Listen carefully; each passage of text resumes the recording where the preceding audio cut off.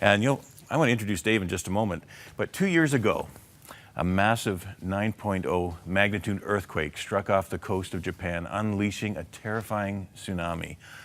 The wall of water caused widespread destruction that claimed some 19,000 lives, and hundreds of thousands were affected and left homeless.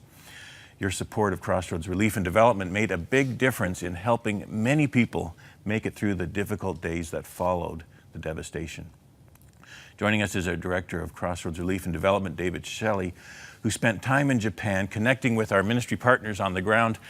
But before we talk with David, let's look at some video of one of the towns that he visited, shot by a local resident 2 years ago today as he watched his village being leveled by the rushing waters.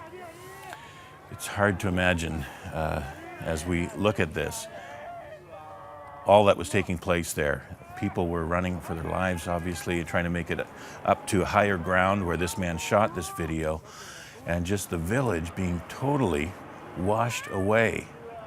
19,000 people killed as a result of both the earthquake and tsunami, Jay. And Maura and Ron, I stood in this exact spot where this video was taken and actually watched the video right by that tree. And you know what, it really hit me hard how devastating. You can see people running and just the destruction. And it was very shocking to me, even though I've seen the videos and to actually be there standing in the same spot. Wow. I mean, it was really devastating, and you could, it just hit me really hard when I stood exactly and watched it and looked at the town the way it was at that point. And of course, it was not only the earthquake was a magnitude 9, they had the tsunami, but they also had the nuclear disaster. Mm-hmm. And people forget that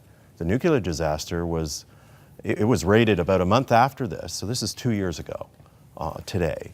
About a month after, they rated it as a category 7 for the nuclear disaster. That's the same as Chernobyl. Yeah. And everybody remembers in the 80s, Chernobyl. So I mean, it was just a really devastating time for And 2 years Japan. later, 300,000 people are still displaced. Well, here we have a coastal community who are afraid to move back because they're afraid of another, what if it happens again? Yeah. And so there's lots of areas that are not been rebuilt. Lots of areas that, of course, there's still nuclear scares from Fukushima. Do they move back to the communities close to that area? So, but we were able to, come alongside, and there was ministries and churches and denominations on the ground already that we were able to just join hands with. Now, you traveled around Japan with some pastors and with some locals and seeing what needs to be done still, what has been done, and working with them. And you, I think there's a video of you with some of the pastors. Yeah, we were in one of the towns, and one of the pastors, they stopped to pray because the pastor wanted to really ask God, how do I move ahead in my community? What's my role to play? And it was very touching. I took a real quick clip of it.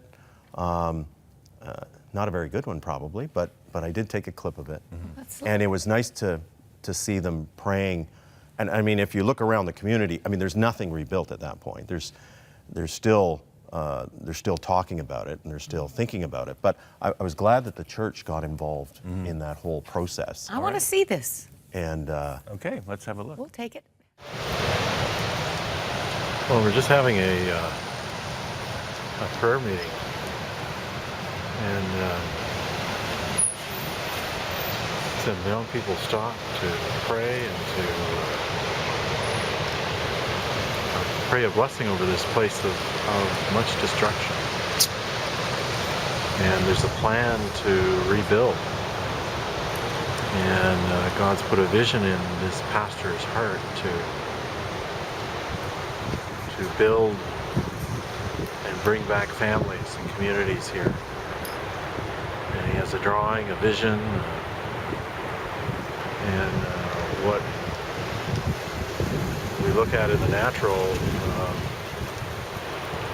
this pastor sees something else happening.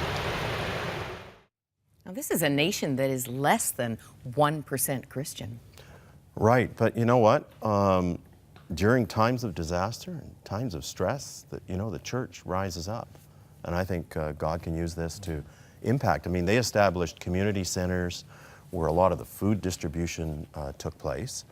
And those community centers, and they're kind of like homes renovated to be drop-in centers for local people. And they're still there today. And so the church is having a voice within community, and I think it's great.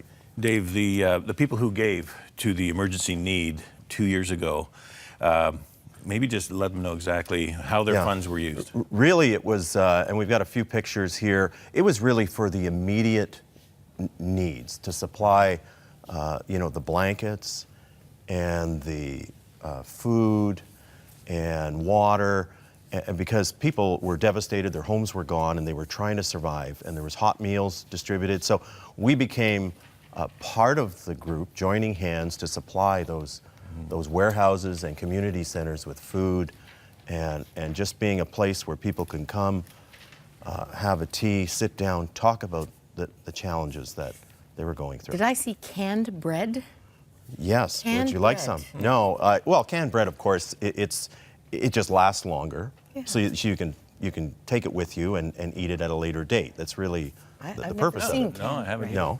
Well, Thank God for canned bread. Absolutely, during times of trouble. So, And thank God for all of you who supported through Crossroads to help out in the need. And thank you, Dave, for what you're doing, and for the time you spent there visiting the pastors and people on the ground who are actually the hands and feet of Jesus, really, representing those who supported. And so we thank those of you who help ongoing ways for Crossroads, whether it's near or far. The ministry of Crossroads is so appreciative of your regular support.